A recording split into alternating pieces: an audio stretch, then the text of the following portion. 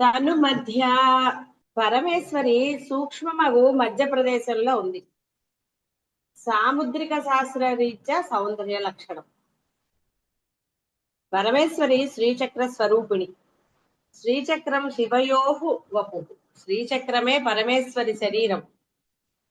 పరమేశ్వరి తనువగు శ్రీచక్రమునకు మధ్యస్థానమగు బిందు స్థానమున అమ్ముంటుంది. శ్రీచక్రం త్రిపుర సుందరియ బ్రహ్మాండాకారం ఈశ్వరి. పిండాండమనబడు ఈ శరీరమునందు మధ్యకాయం యొక్క మధ్య హృదయ గుహయందు యో వేదానిహితం గుహాయాం నివసించినది అగుటను సుషుమ్నా నాడి అందు ఉంటుంది. కాబట్టి పరమేశ్వరి తను మధ్య అనబడుచున్నది. కాబట్టి అక్కడ అమ్మవారు తను మధ్య ఈ దేహానికి మధ్య స్థానంలో ఉంది అని అంటే ఇక్కడ ఈ శ్రీచక్రంలో తీసుకున్నా కూడా బిందు స్థానం ఆవిడ. అలాగే దేహం తీసుకున్నప్పుడు ఆ హృదయ స్థానంలో సూది మొనంత ఒక చెప్పాను ఇంతకుముందు కూడా నేను ఒక ధ్యాన స్థితిలో అనండి లేదా నిర్మల మనస్సును పొందినప్పుడు ఆ యొక్క సూక్ష్మమైనది చాలా ప్రకాశవంతంగా చూడగలుగుతారు. అది ఆ హృదయ స్థానంలో ఉంటుంది. అది కొంతమంది నిరూపించారని అది ఇదని అంటారు. ఏది ఏమైనా ఆవిడ దేహంలో ఉన్నది అనడం ఏమీ సందేహం లేదు. మీరు చూస్తున్నారు మాట్లాడుతున్నారు అన్న ఇవన్నిటికీ కారణం ఆవిడే. నమ్మినా నమ్మకపోయినా ఆవిడ ఉంది.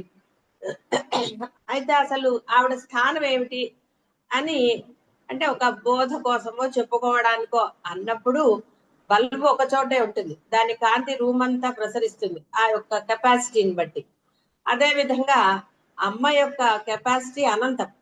కాబట్టి ఆవిడ ఎక్కడో ఒక్క చోట ఉన్న సూది మొనంతా మిగతా శరీరం అంతా కూడా ప్రకాశిస్తూనే ఉంటుంది, అంటే చలనంలో ఉంటుంది అని అర్థం.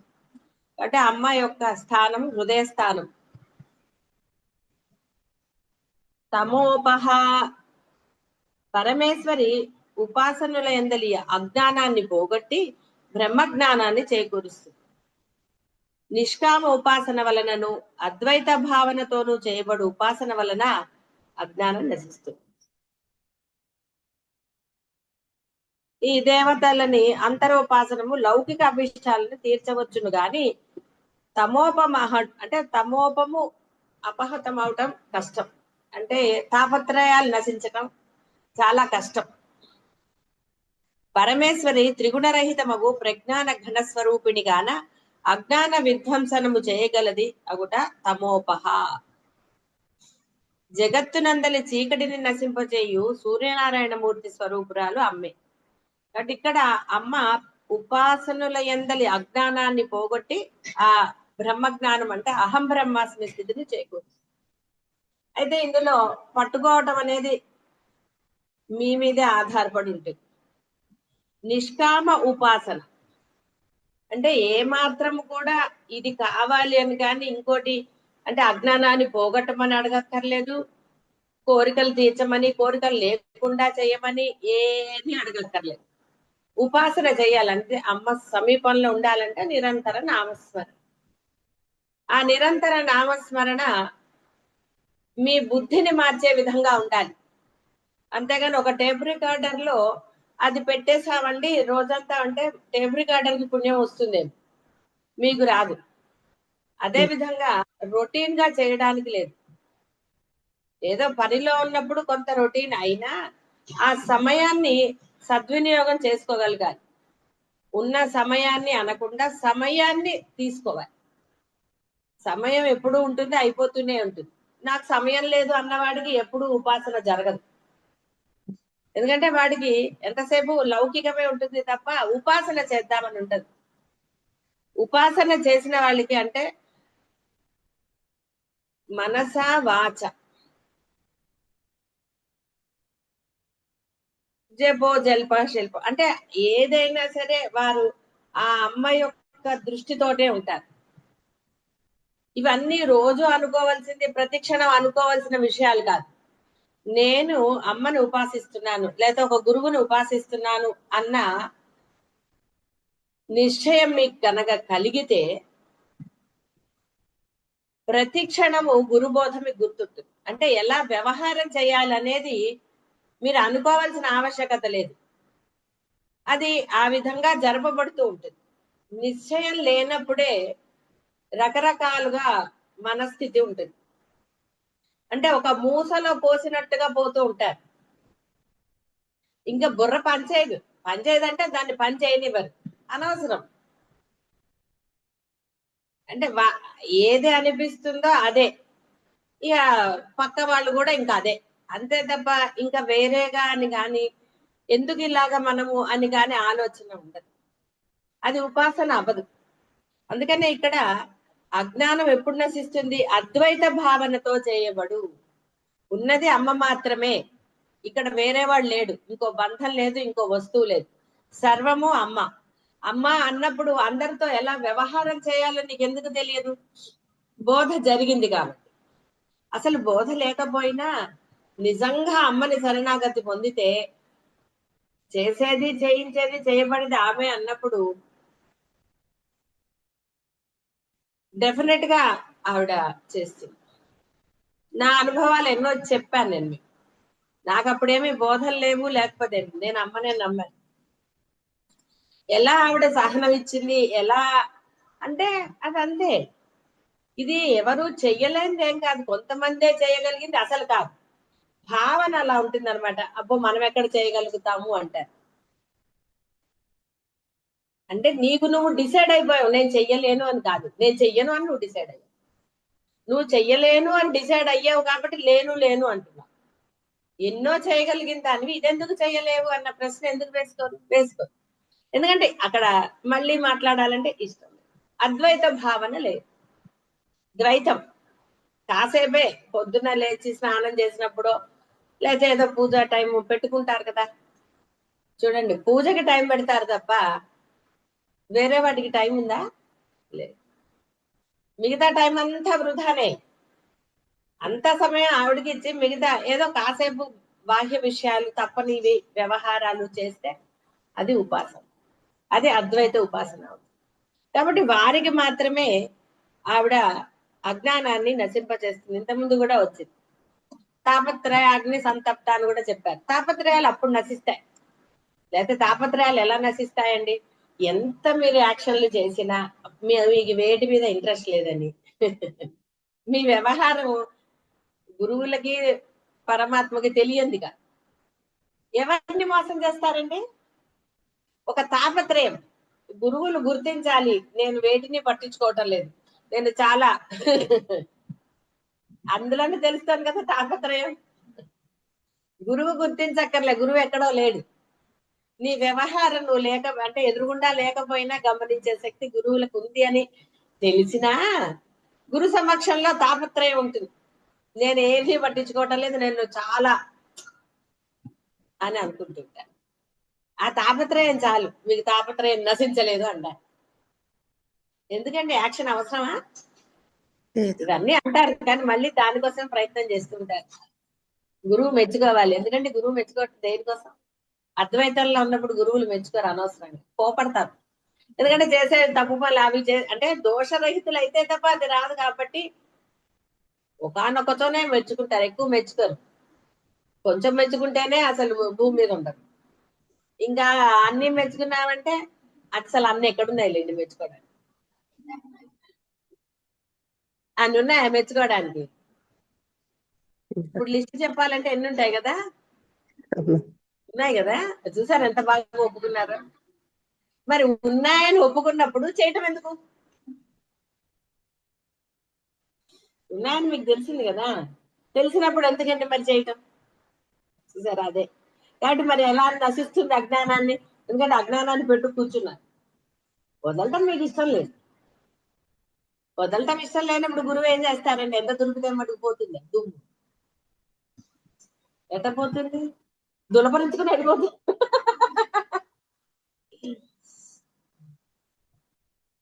కాబట్టి ఇక్కడ దేవతని కనుక ఏదో మీరు పొద్దున సాయంత్రం కాసేపు చేస్తారు కదా, లౌకిక అభిష్టములు తీరవచ్చును గాని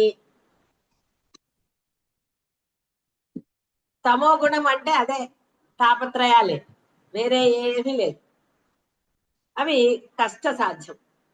పరమేశ్వరి త్రిగుణరహితమగు ప్రజ్ఞాన ఘన స్వరూపిణి కాన అజ్ఞాన విధ్వంసం.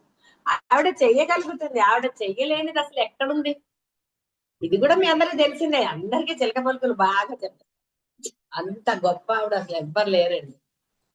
మరి ఏమైందిరా, పట్టుకోవచ్చు కదా, ఉపాసన చేయొచ్చు కదా అంటే అదే అండి కుదరట్లేదు, సమయమే దొరకట్టలేదు. 24 గంటల సమయం టైం పాస్ కాక ఎన్ని వేషాలు వేస్తారండి. ఏంటో ఇవాళ అసలు కుదరట్లేదు, అందుకే తోచక నీకు ఫోన్ చేశా. తోచగా షాపింగ్ వెళ్తారు, తోచగా ఇంకోటికి వెళ్తారు, ఇన్ని చేస్తారు తోచగా. కానీ ఉపాసన చేయమంటే ఏమిటోనండి, మనసు కుదురుగా లేదు. కూర్చున్నప్పటి నుంచి ఆలోచనలే.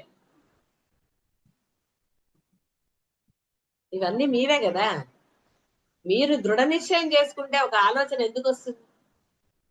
వచ్చే అవకాశం ఉందా? మీరు ఆలోచించదలుచుకున్నారు కాబట్టి ఆలోచించు. నేను ఆలోచించను అన్నప్పుడు ఎందుకు వస్తుందండి ఆలోచన? నిశ్చయం. కాబట్టి ఆవిడే చేయగలగు, సమర్థురాలు ఆవిడే. సమర్థత నాకుంది, ఎస్ ఐ కెన్ డూ. ఏం చేయగలుగుతారండి ఆవిడ సహకరించకపోతే?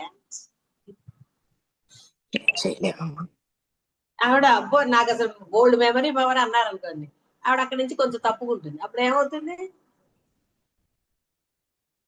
అందుకని అమ్మతో ఛాలెంజ్ చేస్తే ఎలాగా? సరెండర్ అయిపోవాలి. సరెండర్ అయిపోతే ఇంకా అసలు అక్కడ ఈగో లేదు, బోల్డ్ సమయం ఉంటుంది. సరెండర్ అవ్వకపోతే కదండి టైం ఇవ్వరు. మీ ఇంటికి ఇష్టం వచ్చిన వాళ్ళు ఉన్నారు అనుకోండి, అన్ని పనులు పక్కన పడేస్తారా పడేయరా? ఇష్టమైన వాళ్ళు వచ్చినప్పుడు అన్ని పనులు పక్కన పడేసి వాళ్ళనే అటెండ్ అవుతారు. ఏం పర్వాలేదులే, ఎప్పుడు ఉండే పనేగా. అదే ఇష్టం లేని వాళ్ళు వచ్చారు అనుకోండి, ఏం అనుకోకండి, కూర్చొని బోల్డ్ అంత పనులు తండ్రి తర్వాత చేయలేం కదా. ఇవన్నీ మీకు అనుభవాలే లేవా? ఉన్నాయి. కానీ ఎవరు వచ్చినా నీ ఇంటికి వచ్చారు కాబట్టి నువ్వు మీ ఇంటికి వచ్చారు కాబట్టి వాళ్ళని ఆదరపూర్వకంగా చూడవలసిన ధర్మం ఎవరైనా సరే. ఎవరైనా సరే వారిని ఆదరంగా చూడవలసిన ధర్మం, బాధ్యత, కర్తవ్యాలు అన్ని డైలాగులు. ధర్మం అంతే. నీ ఇంటికి ఆఖరికి పని వాళ్ళు వచ్చినా ఏమిటమ్మా ఎందుకు వచ్చామని వాళ్ళని అటెండ్ అవ్వచ్చు. పని వాళ్ళేగా కూర్చుంటారులే కాసేపు అంటే భావన ఏదొచ్చిందంటే నిరసన భావం వచ్చింది కదా. ఆ నిరసన భావమే మిమ్మల్ని దోషులుగా చేస్తుంది. ఒక నిమిషం వెళ్ళి ఏమిటమ్మా ఎందుకు వచ్చావని అడిగితే నష్టం ఏంటి? పనిలో పర్వాలేదమ్మా నేను కూర్చుంటాను మీరు చేసుకోండి అంటే సరే అయితే కూర్చో అనొచ్చు, లేదా పర్వాలేదు నేను చెప్పు నీ పని నువ్వు వెళ్తుగా. అంటే ఇక్కడ లోపల మీకు వారి మీద ఆ భేదం ఉందనుకోండి, ఇంకా అంతే. భేదమే దోషం. అభేదం ఎప్పుడు మీకు మిమ్మల్ని దోషులుగా చెయ్యదు.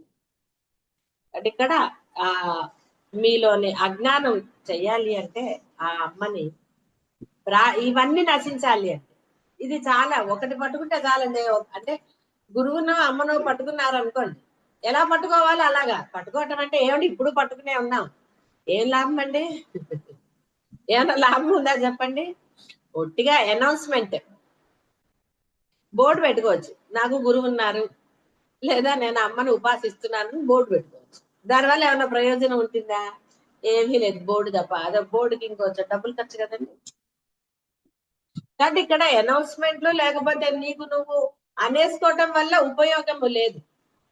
అందుకని ఇక్కడ అద్వైత ఉపాసన చేయబడు ఉపాసన వలన అజ్ఞానము నశిస్తుంది. ఆవిడ నశింపజేస్తుంది. నశిస్తుంది అంటే అర్థం ఏంటి? నువ్వు వేరు అమ్మ వేరు కానే కాదు, అయినా నశింపబడు ఆవిడ చేస్తుంది.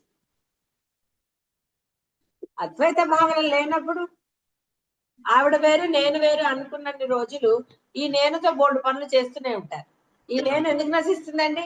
ఎందుకంటే ఆవిడ పక్కన పెట్టేశారు, దేవుడి గదిలో పెట్టి తలిపేసేస్తారు కదండి. పాపం పూజ అయిపోగానే తలిపేశారు, ఇంకా ఆవిడ పాపం లోపల బజ్జుంటుంది. ఆవిడకి ఇంకేం అవసరం అండి? మీరు బయటకు వచ్చేసారు, ఇక అయిపోయింది పని. ఇక మిగతా అంతా నేనే. నేను ఉపాసన ఉందా కదా, చేసేదంతా నేను ఉపాసన. వేరే ఉపాసన ఎక్కడ చేస్తున్నారు? లేదుగా. మరి నేను ఉపాసన మిమ్మల్ని తరింపజేస్తుందా? చితి తమోపహ అగుట చితి అనబడింది. జీవుడు జాగ్రత్త దశ నుండి సుషుప్తి చెందబోవునప్పుడు ఈ రెండు దశలకును మధ్యస్థితి అనగా ఇటు జాగ్రత్త గాక ఇటు సుషుప్తి గాక ఉండు తురీయ సమయము స్థితి చితి అనబడు. మెలుగుతో ఉన్నప్పుడు నేను అంట, సుషుప్తిలో నేను పడుకుంది అంటే నేను భావన లేదు. అలా అని వీడేమి ఉన్నత స్థితిలో ఉన్నాడని కాదు. ఈ రెండిటిని దాటిన స్థితి అంటే వాడికి నిద్రలో నేను లేకపోయే స్థితి జాగ్రత్తలో కూడా ఉంది. వాడు ఎలా అయితే గాఢ నిద్ర పోయినప్పుడు బాహ్య ప్రపంచం తెలియకుండా మీరు ఉంటున్నారు, ఆ విధంగా మెలుగుతో ఉన్నప్పుడు కూడా ఉండగలగాలి. అంటే ఇప్పుడు యాక్షన్లు చేస్తారని చెప్పాను కదా, చాలా నిర్వికారంగా ఉన్నట్టుగా, ఏది పట్టించుకోకుండా ఉన్నట్టుగా యాక్షన్లు చేస్తారు కదండి, అది నిజంగా ఉండాలి. చాలా యాక్షన్లు చేస్తారు కదా. మీ నిర్వికార యాక్షన్ నాకు నవ్వుస్తుంది. కానీ నిజంగా నిర్వికార స్థితి ఉన్నారా? ఎవరిని మోసం చేస్తారు? లేదా అసలు దేనికండి యాక్షన్లే వద్దంటుంటే మళ్ళీ యాక్షన్ దేనికి? మీ ఆచరణ మిమ్మల్ని ఉన్నతులుగా చేస్తుంది. యాక్షన్ ఎప్పుడన్నా చేస్తుందా? యాక్షన్ ఎప్పుడన్నా మళ్ళీ నిజ స్థితిలోకి వస్తారు కదండి. యాక్టర్స్ ఎప్పుడు అందులోనే వేషం వేసి తిరుగుతారా? తిరగరు కదా. మళ్ళీ వాళ్ళు నిజ స్థితిలోకి రావాల్సిందే కదా. మేకప్ వేసుకునే బయట తిరుగుతారా? గుర్తుపట్టరని మేకప్ వేసుకుంటారు బయటకు వస్తే. ఇంట్లో ఉన్నప్పుడు వేసుకుంటే ఫేస్ పాపం పాడైపోదు పాపం. సరే, వాళ్ళ స్థితి ఎలా ఉన్నా. కాబట్టి ఇక్కడ ఆ నిర్వికారం అనేది మీ సహజ స్థితి అయినప్పుడు మాత్రమే ఆ స్థితిని చితి అంటారు. తురీయం అంటే ఇక్కడ ఏ దశలు లేవు, జాగ్రత్త లేదు, ఈ సుషుప్తి లేదు. స్వప్నానికి అసలు ఇంపార్టెన్స్ ఇవ్వలేదు. ఎందుకంటే అటు వాడు జీవుడు కాదు, ఇటు ఇది కాదు, వాడు రకరకాలు. కాబట్టి దాన్ని తీసేశారు. ఇక్కడ కేవలము వాడి అసలైన తురీయ స్థితి అంటే అసలైన సహజ స్థితి అద్వైతం. ఆ అద్వైత స్థితి నువ్వు పొందగలగాలంటే ఎక్కడో లేదు అసలు, అది నీ సహజ స్థితి అసలు. కానీ నువ్వేం చేస్తావు, వేరేవన్నీ ఇప్పుడు అనవసరమైన సామాన్లన్నీ పేర్చారనుకోండి ఇంట్లో, ఇష్టం ఉన్నట్టు పెడితే అంత క్లమ్సీగా, అంటే తెలుసు కదా అంత చికాగ్గా ఉంటుంది. అదే చక్కగా ఎక్కడక్కడ సర్దుకుని అవసరం లేని సామాన్ తీసేస్తే చూడ్డానికి హాయిగా, కళ్ళకి ఇంపుగా, మనసుకు ప్రశాంతంగా ఉంటుంది. అదే విధంగా అవసరం లేని విషయాలన్నీ పట్టుకున్నారు కాబట్టి తాపత్రయాలు. నిజానికి బాహ్యంలో అన్నీ కూడా అనవసరమైనవే. నీకు ఏది గుర్తు రావాలో ఆ సమయానికి చేసేది ఆవిడే. కానీ నువ్వేం కష్టపడక్కర్లేదు గుర్తు పెట్టుకోవాలంటే. నిజంగా ఇష్టం ఉన్నప్పుడు ఏదైనా మర్చిపోతారండి? జరిగినవి కానీ ఇంకోటి కానీ ఏదైనా సరే మరుపు ఎప్పుడు వస్తుందండి? వయస్సుతో వచ్చేదాని గురించి నేను అనుకుంది. ఓ వయసు వచ్చాక కొన్ని మర్చిపోతారు బాహ్య విషయాలు, దాని గురించి చింత అక్కర్లా. కానీ ఒక ఉపాసన మర్చిపోతారండి ఎవరన్నా? ఉపాసనకి ముసలితనం ఉందా? జాగ్రత్త సుషుప్తి ఈ రెండు అవస్థలు, ఇది దాటిన అవస్థ అంటే అర్థం ఏమిటి అంటే ఆ వెలుగుతో ఉన్నప్పుడు కూడా దేని యందు ఎటువంటి భావన లేదు, రియాక్షన్ లేదు, ఏది నిన్నంతా చెప్తున్నారు. రియాక్షన్ లేని స్థితే తురీయం అంటారు అవతల వాళ్ళు. ఇక్కడ అననిస్తున్నామా ఇంకోటా కాదు, అది వాళ్ళది. అక్కడ అది మంచా చెడ ఏ బంధము అనేది ఇంపార్టెంట్ కాదు. ఒక్కొక్కరు ఒక్కొక్క రకంగా. మీరు అనలేదా ఇంతకు ముందు అంటే నవ్వొచ్చు, అంటే మీరంటే నవ్వు, అవతల వాళ్ళంటే సీరియసా? ఎలా కుదురుతుంది? ఇప్పుడు ఏదో కొంత బోధ వల్ల మీరు అన్నట్టము లేదు అప్పుడప్పుడు.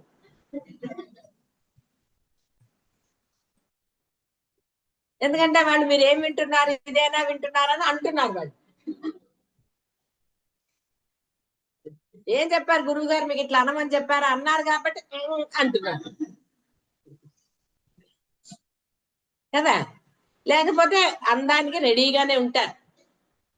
అందుకని ఎట్లా మాట్లాడాలో చెప్పాం కదా. కాబట్టి ఇక్కడ ఎట్లా మాట్లాడాలి అనేది ప్రతిసారి ఒకటే ఎలా కుదురుతుంది? ఆ స్ఫురణ మీకు స్వయంగా రావాలి. ఇదేమైనా పాఠం అప్పచెప్పినట్ట, మా గురువు గారు ఇలా చెప్పమని నేను చెప్పాను అంతే అని ఎలా అన్నాను? ప్రతి సిచ్యువేషన్ లో ఒకే డైలాగ్ బాగుండదు కదా. సిచ్యువేషన్ బట్టి డైలాగ్ మారాలి కదా. అందుకని ఏ సిచ్యువేషన్ ఎప్పుడు ఎదురవుతుందో మీకు ఎలా తెలుస్తుంది? కాబట్టి ఆ స్ఫురణ మీకు రావాలి. స్ఫురణ రావాలి అంటే ఒక స్థితి రావాలి. స్థితి రాకపోతే ఎలా అంటారు? కడుపు నిండకుండా అమ్మాయి నిండింది అనగలరా? తినాలన్న తినలేనంటే అనవసరంగా ఆయాసం వస్తుంది నాకు, వద్దండి బాబు, ఎందుకు వచ్చిన గోల. చూసాను ఎందుకు వచ్చిన గోల. ఇంకా అసలు పట్టనే పట్టదు, శుభ్రంగా తినేసాను ఇక అసలు అప్పుడు గోల అన్న డైలాగ్ వస్తుందా? రాదు. తృప్తి అయిపోయింది కదా. తృప్తి పడనప్పుడే గోల అంటారు, ఎందుకు వచ్చిన గోలే అంటారు. తేడాలు అన్ని ఎక్కడున్నాయండి? లోపలే ఉన్నాయి కదా. ఎక్కడి నుంచి వచ్చాయా? ఎక్కడ లేవు, లోపలే ఉన్నాయి. ఆ లోపలది శుభ్రం చేసుకుంటే ఎలా అవుతుందండి అంటే అసలు అక్కడ లోపల అన్న వస్తువే లేదు. మనసు ఎక్కడుంది అసలు? లేదు. అయినా సరే లోపల బోర్డు దాచాము. ఏది లేకుండా ఎట్ట దాస్తారండి? కానీ ఆ సమర్థత నాకుంది అన్నారు. నేను అన్నారు కాబట్టి నేనే లేను, మనస్సు లేదు, అప్పుడు లోపల దాచుకునేది ఎక్కడుంది? ఏమీ ఉండదు. అన్ని చెప్పేస్తారులేండి పాపం.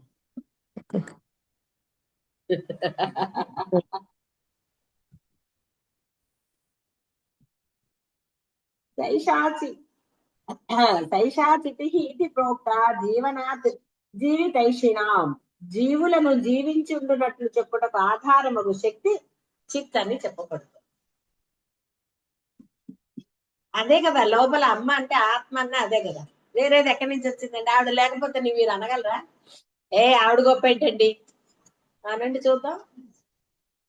ధైర్యం వస్తుంది అయితే తెలిసిన తర్వాత. హ్యాపీ క్వశ్చన్ లేదు. అనాలంటే ఎక్కడ వెళ్ళిపోతుందో అని భయం. అయ్యే బాబాయ్ ఎంత భయం అండి. తెలిసిన తర్వాత అనలేరు కదండి. ఉందో లేదో డౌట్ ఉన్నా కూడా అనడం కష్టం కొంచెం. నిజంగా ఆవిడుండి వెళ్ళిపోతేనో అయిపోయి.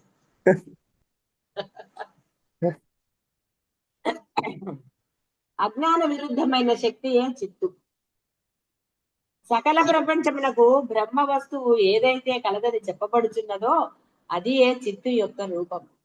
ప్రపంచమున సర్వత్రా సత్తా రూపమున వెలియునది. కేవల జడ రూపమైన జగత్తునకు చైతన్య ప్రకాశములు కలగజేయునది చిత్తు. జంతు శరీరముల నుండి సకలమును గ్రహింపజేయుచున్న సాక్షి స్వరూపము చిత్తు. చూచునది చూడబడినది చూచుటను త్రిపుటి యొక్క ఏకాకారమే చిత్తు. సర్వ సంకల్పరహితము సర్వ సంజ్ఞ విభర్జితము చిత్తు అనబడును. ఇక్కడ ఎన్నెన్ని ఏవి ఉన్నాయో చెప్పారు. అవి తెలుసుకుని ఏం చేస్తారు చెప్పండి? ఎన్ని లక్షల మృగాలు ఉన్నాయి, ఎందుకు అన్ని కూడా అక్కర్లేదు కదా. కాబట్టి అన్ని లక్షలు, కాబట్టి మొత్తం కలిపి 84 లక్షలు అంత సకల ఈ బ్రహ్మాండంలో 84 లక్షల జీవజాతుల యందు చిత్కళ రూపమున ఉండునది చిత్తు. జీవ స్వరూపము, సాక్షి రూపము, ప్రపంచమునకు మూల కారణం పరమేశ్వరి ఈ రూపం. కాబట్టి ఆవిడని చిత్కళ అనొచ్చు, చిత్తు అనొచ్చు, ఆవిడే చిత్తము అనొచ్చు. ఈ చిత్తాన్ని మీరు మళ్ళీ మనస్సు అన్నారు. మరి చిత్తు మనస్సు అయినప్పుడు అండి ఆవిడలో చెత్త ఎలా పెడతారండి? ఈర్ష అసూయ ద్వేషాలు ఎలా పెడతారు అసలు? అదే జపో జల్ప శిల్పం. ఆవిడే అని తెలిసిన తర్వాత కూడా ఆ లోపల అద్వైత భావన ఎందుకు కలగలేదు? దానికోసమేనండి ప్రయత్నం. ఎప్పటికవుతుందండి ప్రయత్నం చేస్తున్నామండి. నిజానికి ప్రయత్నం చేస్తున్నారా? ఆలోచించండి, నిజంగా చేస్తున్నారా? అసలు అక్కడ ప్రయత్నం అంటూ ఏదీ లేదు కదా. ఇంకా మళ్ళీ ప్రయత్నం అంటూ ఎలా ఉంది? సుమ్మగిరి అని చెప్పాడు ఆయన, సులభంగా చెప్పాడు. అంటే మానసిక మౌనంలో ఉన్నప్పుడు అవతల వాడు ఏది మాట్లాడినా, ఎలాంటి సిచ్యువేషన్ వచ్చినా ఎలా రియాక్ట్ అవ్వాలో మీకు తెలుస్తుంది. అంటే ఆవిడ ఆ స్ఫురణ ఇస్తుంది, ఇచ్చి తీరుతుంది. ఆవిడకి వేరే పనే ఉందండి పాపం. ఆవిడని యాక్టివేట్ చేయాలి. మీరు యాక్టివేట్ అయితే ఆవిడ సైలెంట్ అయిపోతుంది. ఏదో ఒకటే పని చేయాలి ఇక్కడ. ఆవిడ పని చేసినట్టు నువ్వు నోరు మూసుకుంటే ఆవిడ పని చేస్తుంది. ఆవిడకి ఏం తెలియదండి. ఆవిడకి ఏం తెలుసు? నేను కదా పడుతున్నాను బాధలు. అందుకని అమ్మ నీకేం తెలియదు, కూర్చో. అందుకని ఆవిడ శుభ్రంగా కూర్చో. అమ్మా నువ్వున్నా, నాకెందుకు వచ్చింది వల్ల నేను నోరు మూసి కూర్చుంటా. ఏం చేస్తావు చెయ్యమ్మా అనండి. అవతల వాళ్ళు నోరు మూయించే శక్తి ఆవిడకి లేదా? ఎందుకంటే వాళ్ళలో కూడా ఉంది కదా. కానీ ఆ ధైర్యం లేదు మీలో. నేను సైలెంట్ గా ఉంటానని ఉండగలరా? కళ్ళు మూసుకున్న అవసరం ఎందుకు అట్లా డిస్టర్బ్ చేస్తారు? నేను ఏదో చేసుకుంటుంటే అంటే దృష్టి ఎక్కడ ఉంటుంది? వాళ్ళు అవతల వాళ్ళు ఏం చేసేస్తున్నారు? ఇవన్నీ చాలా సర్వసాధారణం కదా. ఏమంటే అన్ని అవతల పారేసి కూర్చోలేరా కాసేపు? కూర్చుంటే కదా మనస్సు నిర్మలం అవుతుంది. చెత్త పోవడానికి ఏది ఆవిడ ప్రార్థన చేయడానికి? ఇవేమన్నా అబద్ధమా? ముందు ఎక్కడన్నా ధ్యానానికైనా దేనికన్నా దేవుడి దగ్గర కూర్చుని మనసులో దైవం ఉందా లేదా చూడండి. దైవాన్ని పట్టు కూర్చున్నారా లేదా అని చూసుకోండి. అద్వైత భావన ఉందా లేదా చూసుకోండి. కానీ ఏం చూస్తారంటే పక్కన అది ఉందా లేదా. ఇదిగో కూర్చుంటున్నా, నువ్వు చప్పుడు చేయి. భలే ఉంటుంది, అప్పుడే చప్పుళ్ళు. చప్పుడు చెయ్యొద్దు అనుకున్నప్పుడే చప్పుళ్ళు ఎక్కువ అవుతాయి. అనుకోవటంతో మొదలవుతుంది. నిద్ర పోకూడదు అనుకున్నప్పుడే నిద్ర వస్తుంది. అంతా కూడా ఆవిడే. 84 లక్షల జీవజాతులందు చిత్కళ రూపంలో ఉన్నది ఆవిడే. ఇది వాళ్ళ కొత్తగా తెలిసింది ఏం కాదు. కాబట్టి ఉన్నది ఆవిడే అన్న విషయము ఎవరికి వాళ్ళు బాగా మనం చెప్పుకున్నాం కదా, పొట్టు పొయ్యిలాగా సడలకుండా ఉండాలి. అప్పుడు అది అద్వైత భావన సిద్ధిస్తుంది. లేదా అద్వైత భావన ఎక్కడి నుంచి వస్తుందండి? రాదు. ఏదో అంటూనే అంటారు, ఏదో ఒకటి ఉంటూనే ఉంటుంది. ఇంకోటి ఉన్నది అని ఎప్పుడే వ్యవహారం కాక వ్యవహారం జరుగుతూనే ఉంటుంది, కానీ దాన్ని పట్టించుకోవాల్సిన అవసరం ఏమీ లేదు. ఆ వ్యవహారాన్ని గుర్తించినా లేదా ఇంకోటి ఉందన్నా ఇంకోటి అన్నా ఎన్నయ్యండి, అనేకం అవ్వలేదు. ఇక్కడ ఎక్కడ ఉందండి చిత్కాల పాపం? మీ ఫేస్ లో కూడా కనబోతుంది అప్పుడు.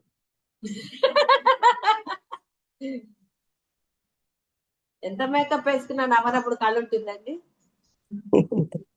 టెన్షన్ కదా, మేకప్ ఎక్కడ పోతుందో. ఏం నవ్వుతారండి పాపం? సరదాగా అంటున్నారు, మేకప్ మీరు చేసుకోవద్దని నేను అంటాను. చక్కగా చేసుకోండి, మరి నా దగ్గరకు వచ్చినప్పుడు చేసుకోకండి. నేను భయపడతానని కాదు, అనవసరంగా నవ్వుకుంటాను.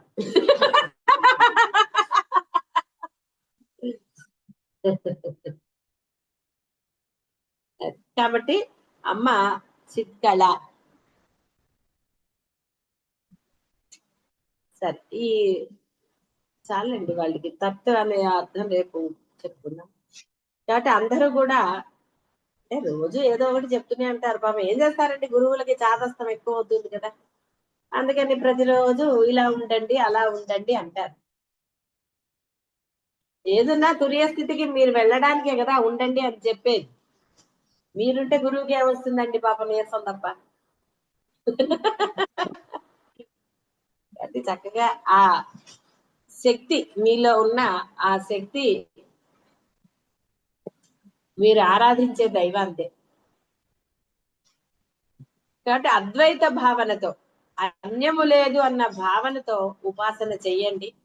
ఆ ఉపాసన బలం వల్ల మీలో ఏవైతే తాపత్రయాలు ఉన్నాయో ఆవిడ సంతప్త, అన్నిటినీ బాగుగా మరలా అవి లేవకుండా తాపత్రయాలని ఆవిడ నశింపచేస్తుంది.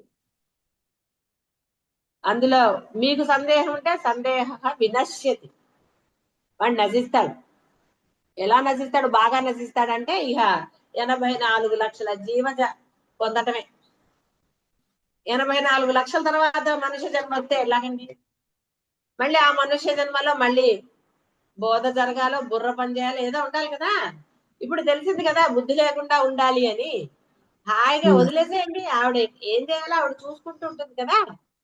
ఏది మానేస్తారండి? ఇది లేకపోతే ఇంకో దాంతో బొజ్జ నింపుకుంటారు కదా. అంటే మనకి ఆప్షన్లు పెట్టుకోలేదు బాహ్య ప్రపంచంలో. వ్యవహారంలో ఆప్షన్స్ ఉన్నాయి కదా, బోల్డ్ ఆప్షన్స్ పెట్టుకున్నారు. ఎందుకు? ఆ తృప్తి అనండి, ఇష్టం అనండి, కోరిక అనండి, ఏదైనా సరే. పోనీ దానివల్ల మీరేమన్నా ఇక అబ్బో ఇంకా అక్కర్లేదు, ఇవాళ తిన్నాను కాబట్టి ఇంకా అక్కర్లేదు అనగలరా? మళ్ళీ 2 గంటలకి మళ్ళీ మొదలవుతుంది. కానీ ఆ అమ్మ ఉపాసన ఎంతటి ఆనందాన్ని ఇస్తుందంటే ఇంకా వద్దు అన్నది కాదు, అందులో ఉండిపోతారు. నిండా మునిగిన వాడికి చలేంటి అనలేదు, సగం సగం నదిలో మునిగిన వాడికి చలేసింది. అదే ఒకసారి మునిగితే అయిపోయింది, హాయిగానే ఉంటుంది. అదే విధంగా అమ్మ యొక్క ఆరాధనలో మునిగిపోవాలి. అదే అద్వైత ఉపాసన, వేరే ఏం లేదు. అద్వైత ఉపాసన అంటే అన్యము లేదు, ఉన్నది అమ్మే, సకల ప్రపంచము అమ్మే అనేది బోధలో ఎలా చెప్తున్నామో ఆ భావన స్థిరీకరించుకోవాలి. ఇది కష్టమని కాదు, వీడు బ్రహ్మం వాడు బ్రహ్మం అనుకోమని కాదు, అసలు ముందు నీలో ఆ భావం ఉండాలి. అంతటా ఉన్నది ఆ అమ్మే చిత్కళ. కాబట్టి నేను అద్వైతం, నాకే ఇది లేదు, వీడు వీడు ఫలానా బంధం ఈ బంధం విడివిడిగా లేవు. ఏదో వ్యవహారానికి ఒకళ్ళని ఇలా పిలుస్తాం, ఇంకోళ్ళని ఇంకో రకంగా పిలుస్తాం, అంతే. వాడు ఎవడైనా సరే అందరిలో ఆ అమ్మే ఉంది అన్న భావం నీకు నువ్వు చెప్పటం గాని, ప్రతిసారి వీడు బ్రహ్మ వాడు బ్రహ్మం ఇది అమ్మ అలా అనటం కాదు అక్కడ అర్థం. నీ వ్యవహారం ఎందుకు చేయలేనండి? చెయ్యగలుగుతారు, ఎన్నో చేశారు, చేయలేదా? లోపల కోపం ఉన్న పైకి ప్రేమ నటించలేదు. అనుభవం అయితే లోపల చేశారు కదా, పైకి మాత్రం ఏమీ లేకుండా. దానివల్ల ఆ లోపల ఇది తీసేయరా, హాయిగా నామస్మరణ చేసుకో, ఆ కోపం పోతుంది. అప్పుడు యాక్షన్ అవ్వదుగా, నిజస్థితి అవుతుంది కదా. అప్పుడు నిజస్థితిలోనే మీరు ఆనందాన్ని పొందగలుగుతారు. ప్రేమ లేనప్పుడు చంటి పిల్లల్ని ఎత్తుకొని ఆడించగలరా? సొంత వాళ్ళైనా పరాయి వాళ్ళైనా ఆడించలేరు. మనస్సులో అంటే ఆ చిన్న పిల్లల మీద ఇష్టము అందం పోదు. ఎవరైనా సరే చిన్నపిల్లలు అంటే ఇష్టం అంటే అన్నారు అనుకోండి, అప్పుడు వాళ్ళని ఆనందంగా ఎత్తుకోగలుగుతారు, ఆడించగలుగుతారు. లేకపోతే గట్టిగా చిచ్చి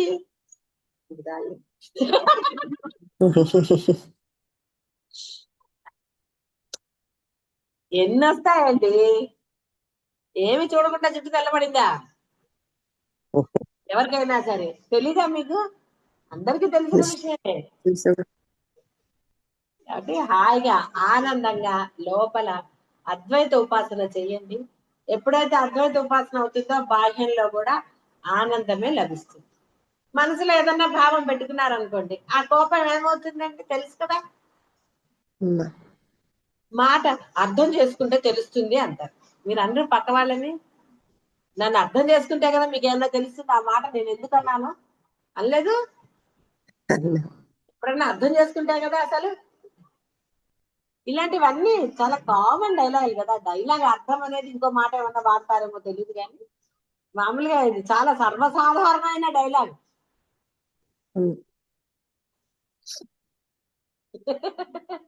కాబట్టి వాళ్ళెవరో అర్థం చేసుకునేది ఎందుకండి? మీరు అమ్మని అర్థం చేసుకుని అమ్మతో ఉండండి అద్వైతంగా. అవతల వాళ్ళు అప్పుడు అర్థం చేసుకుంటారు, మిమ్మల్ని విసిగించకుండా ఉంటారుగా. ఆ విసిగింపు కూడా మనకి ఆనందంగా ఉంటుంది, ఎంజాయ్ చేయొచ్చు. ఎందుకంటే మనకి విసుగు లేదు కదా. మనకి విసుగు వచ్చినప్పుడు కదా వాడు విసిగిస్తున్నాడు అంటారు. మీకు చిరాగ్గా ఉన్నప్పుడు కదండి పిల్లలు అల్లరిస్తారే నోరు మూసుకోమన్నానా అని అంటారు. ఆ చిన్నపిల్లాడు కింద అమ్మ అమ్మ అని అంటే అసలు నాకు ఆశ్చర్యం అనిపిస్తుంది. ఉన్నది ఒక్క పిల్లాడు, వాళ్ళు మళ్ళీ ఇంకోళ్ళ గురించి అంటే రే నోరెత్తామంటే చంపేస్తాను. అసలు ఎందుకు ఆ మాటలు ఎందుకు వస్తాయి? మరి వాడు ఇంట్లో ఉన్న తల్లి ఒక్కతే, తల్లిని అమ్మ అని పిలవకపోతే ఎవరిని పిలుస్తాడు? అమ్మ అమ్మ అని వాడికి ఏవో డౌట్లు ఉంటాయి, ఏదో అంటుంటాడు, వాడికి తోచదు కదా. బొమ్మలున్నా ఆడుకొని నోరు మూసుకుని అంటే ఎలా ఆడుకుంటాడు వాడు? అంటే ఎంత విసుగు కోపం దేనికి? ఇలా రకరకాలు. కాబట్టి అవతల వాళ్ళ మీద విసుగు లేకుండా ఉండాలంటే మీలో విసుగు ఉండకూడదు. మీ విసుగే అది కదా, విసుగు వాళ్ళదా ఏం లేదు. కాదు. అవునా నాదే. కాదా? దానికి నాదేనమ్మా. ముందర మీ మనసు చిక్కలా అవ్వాలి. అద్వైత భావన ఉన్నప్పుడే అది కలగా ఉంటుంది. ఏది లేదనుకోండి ఫ్రెష్ గా నవ్వుతుంది. ఏదన్నా ఉందంటే నవ్వుతారండి. లేదు నవ్వలేదు. ఎన్ని ఎక్స్ప్రెషన్లు అండి. కాబట్టి అందరూ చిత్కళలుగా ప్రకాశించండి. అద్వైత ఉపాసన చేసుకోండి. శుభం భూయాత్.